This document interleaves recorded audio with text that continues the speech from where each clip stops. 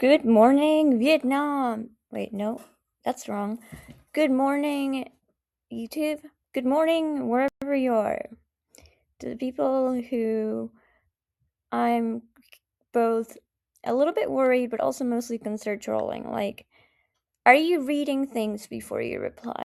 This is about my personal experience with Bodycams and the police. Even though I say personal experience, this personal experience also maps onto a pattern of systematic experience, and this comes from a great YouTube video by Taylor Lorenz, who is fighting furiously for your right to make asinine comments online, okay? Because 230 is under attack, and besides that, talking about free speech, you know, um, it's a great video on the history of body cams, of everything. Go watch that. Honestly, if you clicked on this, just go watch that instead. Go watch and be educated. This is just silly drama. But also, I think it might help people.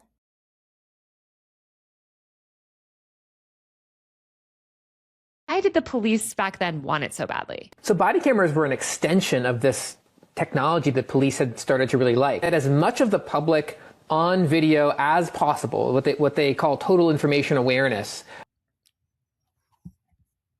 So here, Alec explains the beginning of the body cam, which I think shows how this was like, oh, it's about surveillance, and later they tried to be like, oh no, it's for accountability, just like ID verification laws. In the end, it's about surveillance. It's never about accountability. Huge proponent of body cameras were actually prosecutors. I want to emphasize the prosecutor part because it was an overzealous prosecution in my municipal court, which I don't know why my city has, because we shouldn't for a city of our size. Was that, like, I know, roll your eyes, all prosecutors are like cops in suits, but they work for the state. They're gonna defend the police. Who has the footage? The police. The prosecutor's not on your side. Right? So the system relies on coercing people into giving up those rights, into pleading guilty. And the important thing in that process is leverage. So ding, ding, ding, that is the answer. Plea deals. That's why people go, oh, if you go to trial, you'll get the death penalty. You're coerced into giving up your full right to a trial. They won't say it, they'll do it sneakily. And that is the point. So I'm talking about a video footage where it wasn't even to hold the police accountable after they beat me up. It was to prevent them. And it didn't even watch the video, it didn't matter. Because they accused me of felony assault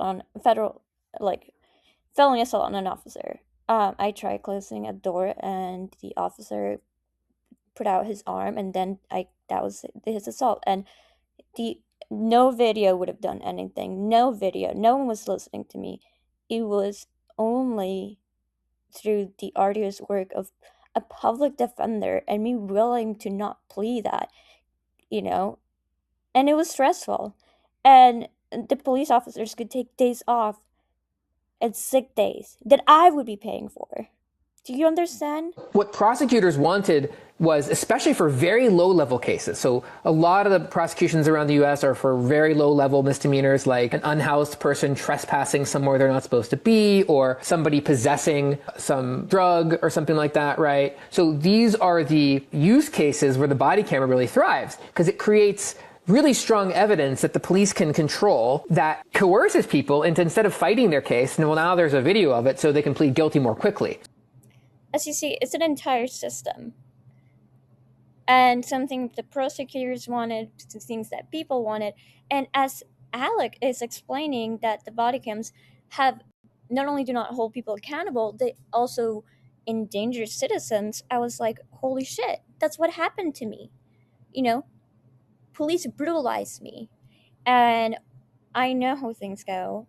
I might have filed an office with the public accountability, and I did, and it was I will talk about that later.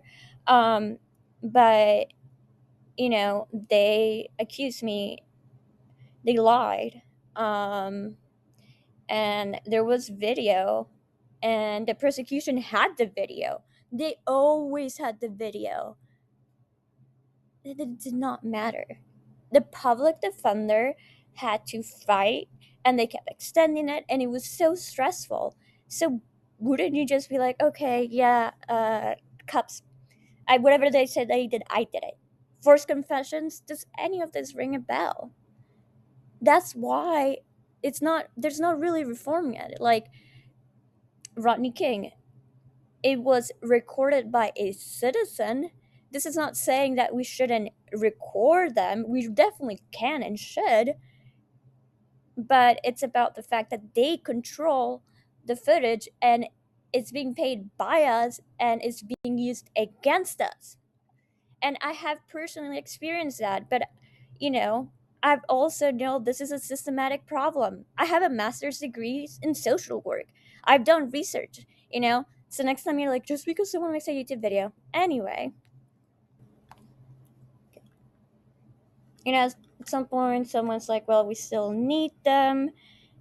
And, I decided to chime in because that's a very, it's a counterpoint that a lot of people bring up. And it's even one where took me a while, even though, as always, other minorities, especially Black people, were like, this is not actually helping us and actually is doing surveillance and us. Like, anyway, so, and I also have experience that sound like, oh, this is a concrete example. And then people literally are like, no, let's read. This is where I'll get mean. This is where if you want to stop, you can stop, whatever. But yeah, it's just to me fascinating. Tiffany Berg from Internet Analysis, I think, said it so loud and so wrong. How can you be so loud and so wrong?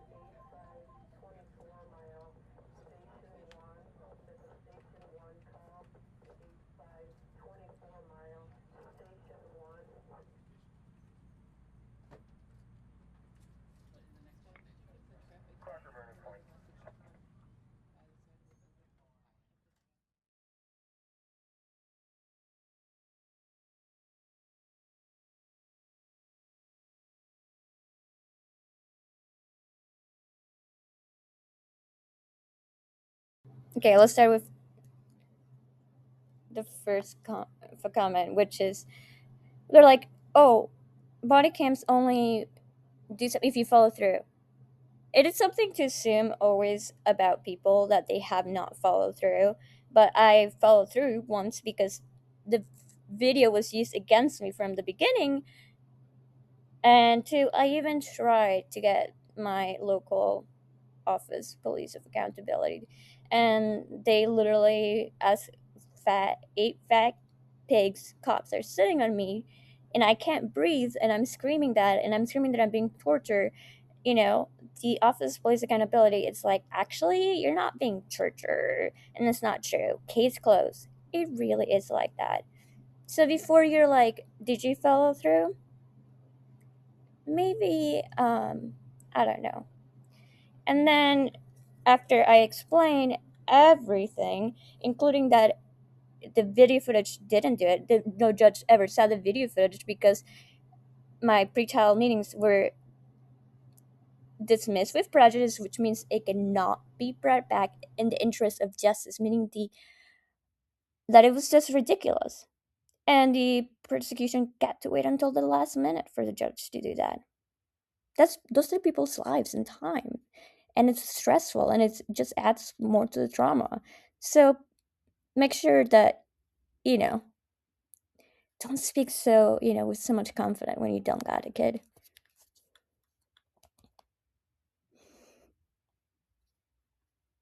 My other favorite one is I'm Not Mike, which is, at that point I was frustrated, and like, well, if you have one bad experience, doesn't mean, well, it's not just one bad experience. It's my bad experience that I'm trying to explain to you. Like, this is not something people are just making up. And so I'm like, you can have systematic examples, and then you can also have like examples like me or Renee Good or Alex Freddy. We saw a video. Has it held anyone accountable? I mean, the people have been angry, but has the state been held accountable? Okay. And then this person was like, I'm not even sure what you're trying to say. Maybe they got confused because I was like, it reminds me of Will Stansel being like, oh, just because you're poor doesn't mean the economy is bad. Those are just vibes, as like we're all struggling. That is what you sound like. And so I will go and say a little read. Absolutely do not, but I'll tell you this. Thank you for telling me this. Why will you tell me this if you don't even try to understand the point I'm making? Just because somebody makes a YouTube video about it doesn't make it correct in what they're saying. Yeah. Oh my gosh. Oh my gosh. You opened up my eyes. That's not even a low control of any requirement for accuracy or known verification of truth. So true, my dude. What is? Oh my god. Respect has an this. He goes too far in dismissing Bodycams entirely. Yeah, well, you're talking about someone who's been doing research for years. You're from someone who also has done research for years, who has experienced the theoretical steps that Alex brings up about this. So again, you don't have to put your phone away. You can record the police. You should record the police. It's about the access of the footage. That's basically, imagining a body cam, just a walking flock camera. I mean, fuck, that's not even less secure. Okay, so it's just so outstanding that you don't even try to comprehend. And that you're like, you respect someone, but then you're like, I think they've gone too far, even though they've researched this. And you're like, just because someone makes a YouTube, like, dude, get off your ass. Like, this is not even the important part. Again, to reiterate, what's important is like, body cams are not going to do anything. We should fight the surveillance states. Save Section 230, as Taylor has been crying about. Okay? But really, also, like, I think a fundamental thing, and I'm not one to be like, oh, we're in a media literacy crisis. But I'm just like, we're not speaking the same language. I know I'm making sense. You're saying that I'm not making sense. Okay, but you still feel confident enough to tell me why I'm not making sense. That's not trying to improve things. Like, what the frick are you even doing? So, I don't know. Maybe just think a little bit from people who tell you that it experience things. People aren't alarmists for fun. No one likes being like, yeah, things are terrible and stuff like that, but if no one does it, how do we fix it? Okay, that's all. Thank you to the people who made me so mad that I made me make a YouTube video.